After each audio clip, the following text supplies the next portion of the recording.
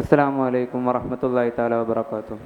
ബിസ്മില്ലാഹി വൽഹംദുലില്ലാഹി വസ്സലാത്തു വസ്സലാമു അലാ അഷ്റഫിൽ മുർസലീൻ വഅലാ ആലിഹി വസഹ്ബിഹി അജ്മഈൻ അമ്മാ ബഅദ്. My name is Mohammed Sinan. I am studying in +2 Commerce in BKRX Residential School. Pay in the market എന്നാണല്ലോ ഈ വർഷത്തെ വെർസറ്റൈലിൻ്റെ തീം എന്ന് പറയുന്നത്. നമ്മെ പോലത്തെ വിദ്യാർത്ഥികൾക്കിടയിൽ ഒരു സ്ഥിരമായി ഉണ്ടാകുന്ന ഒന്നാണ് ഒരു ബിസിനസ്സുകാരനാവണം അല്ലെങ്കിൽ ഒരു ബിസിനസ് തുടങ്ങണം എന്ന് പറയുന്നത്. ഒരു ബിസിനസ് തുടങ്ങണമെങ്കിൽ ഏറ്റവും അടിസ്ഥാനമായ 4 കാര്യങ്ങളുണ്ട്. ഒന്നറിയുന്നത് ഒരു ഉൽപ്പാദനം അല്ലെങ്കിൽ ഒരു സേവനം പ്രൊവൈഡ് ചെയ്യുക എന്നാണ്. ആദ്യമായിട്ട് ഒരു ബിസിനസ് എന്നാൽ ലാഭമുണ്ടാക്കുക എന്ന ലക്ഷ്യത്തോടെ തുടങ്ങുന്ന ഒരു സാമ്പത്തിക പ്രവർത്തനമാണ് ബിസിനസ് എന്ന് പറയുന്നത്. ഇതിൽ ബിസിനസ്സിനെ തന്നെ 2ആയി തരംതിരിക്കുന്നു. ഒന്ന് വാണിജ്യവും ഒന്ന് വ്യവസായവും.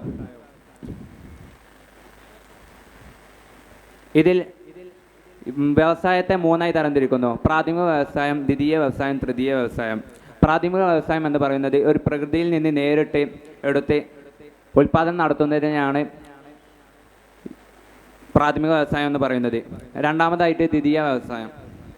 ദ്വിതീയ വ്യവസായത്തിലാണ് ഉൽപ്പാദനം ഉൾപ്പെടുന്നത്. അഥവാ ഒരു സാധനത്തെ പരിവർത്തനം ചെയ്ത് മറ്റൊരു സാധനമാക്കി മാറ്റുന്ന വ്യവസായത്തെയാണ് ദ്വിതീയ വ്യവസായം എന്ന് പറയുന്നത്.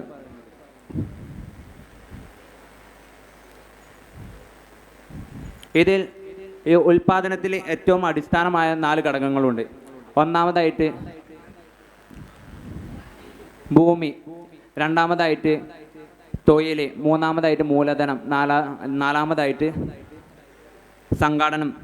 ഇതിൽ ഭൂമി ഏറ്റവും പ്രധാനപ്പെട്ട ഒന്നാണ്. ഒരു ബിസിനസ്സിനോ അല്ലെങ്കിൽ ഒരു ഉൽപ്പാദനം നടത്തുന്നതിനോ വേണ്ടിയുള്ള വിഭവങ്ങൾ നൽകുന്നത് ഭൂമിയാണ്. ഈ ഭൂമി നിർമ്മിക്കാനായിട്ട് നമുക്ക് മറ്റു ചിലവുകളൊന്നുമില്ല. ഇതൊരു പ്രകൃതിദത്ത വസ്തുവാണ്. ഭൂമി നമുക്ക് ആവശ്യമായ വിഭവങ്ങൾ തരുന്നു. അതേപോലെ നമുക്ക് ആവശ്യമായ കെട്ടിടങ്ങൾ നിർമ്മിക്കാനുള്ള സൗകര്യം ഒരുക്കുന്നു. രണ്ടാമതായിട്ടുള്ളതാണ് ലേബർ എന്ന് പറയുന്നത്. ഒരു ബിസിനസ് തുടങ്ങണമെങ്കിൽ അല്ലെങ്കിൽ ഒരു ഉൽപ്പാദനം നടത്തണമെങ്കിൽ ഏറ്റവും ആവശ്യമായുള്ള ഒന്നാണ് ലേബർ എന്ന് പറയുന്നത്.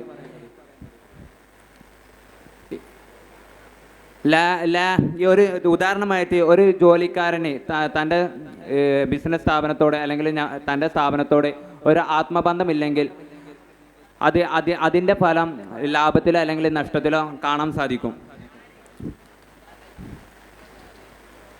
മൂന്നാമതായിട്ടുള്ളതാണ് മൂലധനം.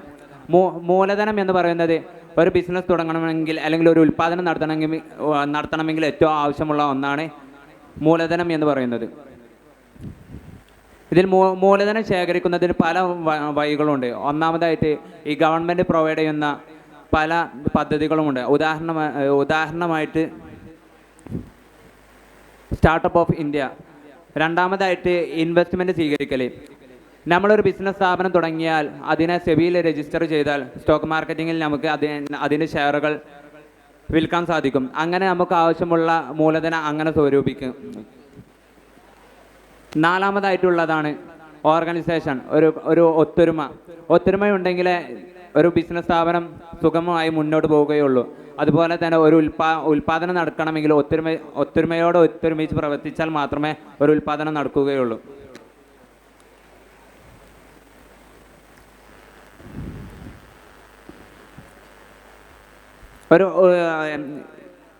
ഈ പറഞ്ഞ ഭൂമി, തൊഴിൽ, അതുപോലെ സംഘാടനം, മൂലധനം, ഈ 4 കാര്യങ്ങളും ഒത്തൊരുമിച്ചാൽ മാത്രമേ ഒരു ഉൽപ്പാദനം നടക്കുകയുള്ളൂ. ഇത്രയും പറഞ്ഞുകൊണ്ട് ഞാൻ